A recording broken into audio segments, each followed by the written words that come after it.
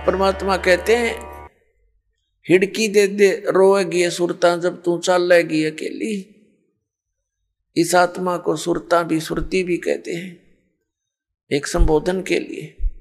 कहते हैं प्यारी आत्मा, जब तू पूरे परिवार ने छोड़ के अकेली यहां से जाएगी, जब तू पछाड़ खा खा टक्कर मार मार रोएगी डकरा डकरा के, तेरी कोई नहीं सुनेगा। फिर क्या बताते हैं, पात जड़नता यूं कहे सुन बई तरवर राय, अब के बिछुड़े नहीं मिले ना जाने कहां गिरेंगे जाए।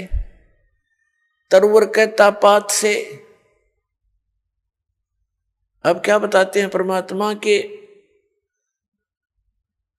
पतझड़ आवत देख कर बन रोवे मनमाही, ये ऊंची टहनी पात थे अब पीले हो जाई।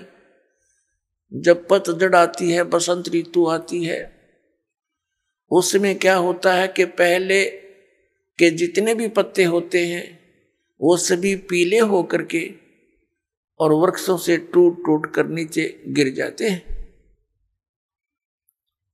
अब कहते हैं उस समय वो वन रोता है अपने मन में कि ये क्या बनी इनके साथ, ये सभी निकल के टूट टूट के गिर गए सारे। जहां एक वर्ष तक उन मस्ती मार रहे थे, फड़फड़ फड़फड़ करते थे हवा के झोंकों में, कितने अच्छे लगते थे।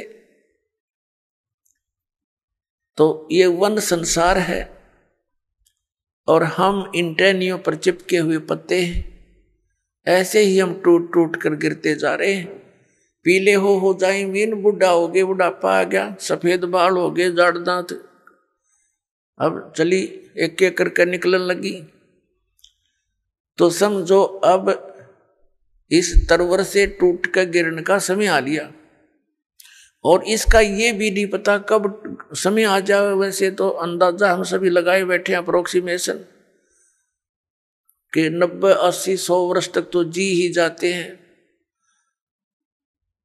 अब जैसे कोई आज 80 वर्ष का हो गया है तो वो इस आश जीवित है, रुका हुआ है कि 100 वर्ष तक तो कहते हैं जी ही जाता है, मनुष्य जीवन बना ही रहता है। और यही आस सबसे खतरनाक हमारे लिए कि इतने वर्ष तो अभी मेरे शेष हैं, इसीलिए तो टिका हुआ है ना। तो ये फिर भगवान में दृढ़ता से लग जाना, इसीलिए बकवादों में लग जाता है।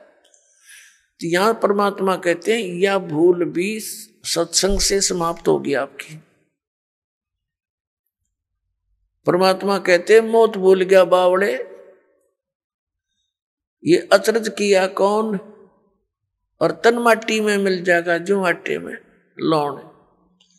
तो मौत को भूल गया, यह गफलत किया बैठा, इसी कारण से तुम चोरी करता है, बकवाद करता है, डाके मारता है, मिलावट करता है, रिश्वत लेता है और बड़ी बड़ी कोठी बनाता है, तुझे मौत याद नहीं है। अब परमात्मा याद दिलाते हैं कि वो ऊंची टहनी पात थे वह पीड़े हो जाई, पात जड़नता यूं कह सुन भी तरवर राय, अब के बिछड़े नहीं मिले ना जाने कहां गिरेंगे जाए। फिर तरवर कहता पात से।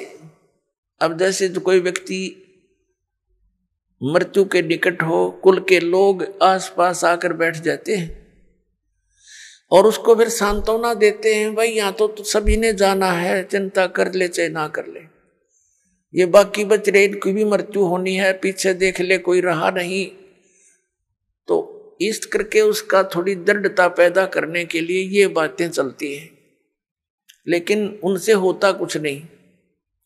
जब तक प्राणी पूर्व पहले से ही परमात्मा के चरणों में नहीं लगा होता, उसके वो बातें असर भी नहीं करती। पहले से भक्ति में लगा हो, भक्ति की शक्ति से, भक्ति की कमाई से, मंत्र की कमाई से, उस समय उसको थोड़ा बहुत अगर कोई डगमग होता है परिवार को देखकर, तो उसको याद दिलाने से वो तुरंत दृढ़ हो जाता है, क्योंकि उसकी नींव मजबूत हो चुकी है। तो फिर वो तुरंत भूल जाता है संसार को और मालिक में सुरती लगा लेता है। और भक्ति और ज्ञानहीन प्राणी तो फिर कितना कुछ कह लो, उसका असर नहीं होता, उसकी सुरती वहीं जकड़ी रहती है। तो यहाँ अब तरवर कहता पात से सुनो पात एक बात, यहाँ की यही रीति है, एक आवे एक जात। अब जैसे वो पतझड़ के समय टहनियों से पत्ते टूट टूट के गिर गए, पहले वाले तो गिर गए, खत्म हुए, कोई गंदे नाले में पड़ा, कोई पशुओं के पैरों नीचे कट के नष्ट हुआ, और तुरंत फिर कोपल फूट आती है, नए पत्ते 10 से 15 दिन के बाद हरा भरा हो जाता है वो पेड़ हैं। और फिर वो जो पत्ते नए आए हैं वो 1 वर्ष वो नाच कूद लेंगे, फड़ कर लेंगे, फिर वही ऐसे ही सतिथि में जाएंगे। तो परमात्मा हमें याद दिलाते हैं इस उदाहरण के माध्यम से कि तरवर कहता पात से, सुनो पात एक बात, यहाँ की यह रीति है, एक आवत एक जात। दादा की टिकट कट की, पोता तैयार हो गया, अब 50 60 70 साल पाछे पोते की टिकट कटेगी, रहना कोई नहीं। तो परमात्मा हमें याद दिलाते हैं रहना नहीं देश बिराना है, ये अपना लोक नहीं है, ये देश रहने का नहीं है, और तुम वहां जाने की चेष्टा कर नहीं रहे जहां तुम्हें सर्व सुख होंगे, वहां वृद्ध अवस्था नहीं है, वहां मृत्यु नहीं होगी। बताओ, इतना बढ़िया स्थान है, आप उसको ग्रहण करना नहीं चाह रहे क्योंकि आपको ज्ञान नहीं, आपको ये विश्वास ही नहीं है कि ऐसा कोई लोक है, क्योंकि नकली संतों ने और इन पंथों ने परमात्मा का भट्ठा बैठा दिया, भक्ति मार्ग का नामो निशान मिटा दिया। महिमा गाते हैं सतलोक और सचखंड की, और वहां की व्यवस्था बताते हैं, वहां तो प्रकाश ही प्रकाश है, चेतन ही चेतन है। तो उस प्रकाश में हम के टिंडे लाएंगे जाके, वहां कुछ भी कोई नहीं है, अकल है, देखो ये ज्ञान है कोई।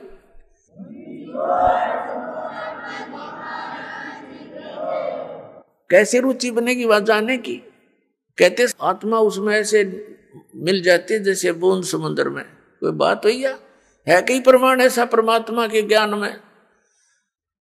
तो वहां पूरी व्यवस्था है उसकी, तो यह नकल है, डुप्लीकेट माल है ये सारा, यहाँ का एज इट इज सृष्टि है।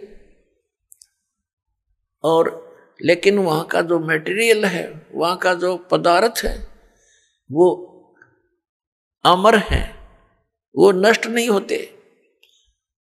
जैसे एक सैंपल है वहां से, गंगा का जल सतलोक से आया हुआ है, इसके विषय में ना ब्रह्मा को पता, ना विष्णु को, ना इन ऋषि पिषियों को, ये तब बहुत नीचे सतर की कहानी है इनकी। तो ये परमात्मा ने एक सैंपल भेज रखा है कि हमारा मटेरियल ऐसा पदार्थ है वहां पर, इस गंगा के जल को आप कहीं रख लो उठा के। ये साइंटिस्टों ने सिर मार कर देख लिया, इसका कोई लक्षण ढूंढ नहीं सके, किस कारण से है ये। तो परमात्मा की महिमा को ये साइंस क्या समझ सकती है? ये साइंस परमात्मा के मटेरियल से बने हुए साइंटिस्ट भगवान भूल गए, नास्तिक बनने लगे।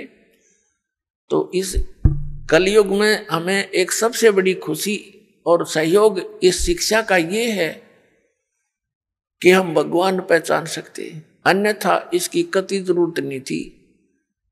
इससे क्या बना लिया? परमाणु बम बना लिया, हवाई जहाज बना ली, कार बना ली, सारा दिन फुर फुर, शांति एक पल की भी नहीं। जहां माया का प्रवेश है वहां शांति नहीं हो सकती, ये अपना पल्ला गांठ लगा लेना, शांति होएगी।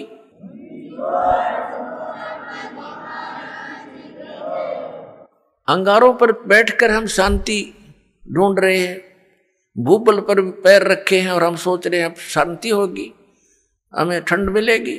तो माया तो भूबल समझ लो, ये अंगारे हैं, और जिसके पास ज्यादा है उतने ही ज्यादा अंगारे उसके पास है। कभी सपने में भी उसको सुख नहीं हो सकता। और जहां भक्ति है, परमात्मा साथ है, फिर इस माया को भी परमात्मा अपने हिसाब से सेट कर देंगे। उसके लिए परमात्मा कहते हैं माया दासी संत की भगत की, और उभय दे आशीष, विलसी और लातों छड़िया सुमर सुमर जगदीश। आप सुन रहे थे जगत गुरु तत्वदर्शी संत रामपाल जी महाराज जी के मंगल प्रवचन। अधिक जानकारी के लिए विजिट कीजिए हमारी वेबसाइट www.jagatguru.org।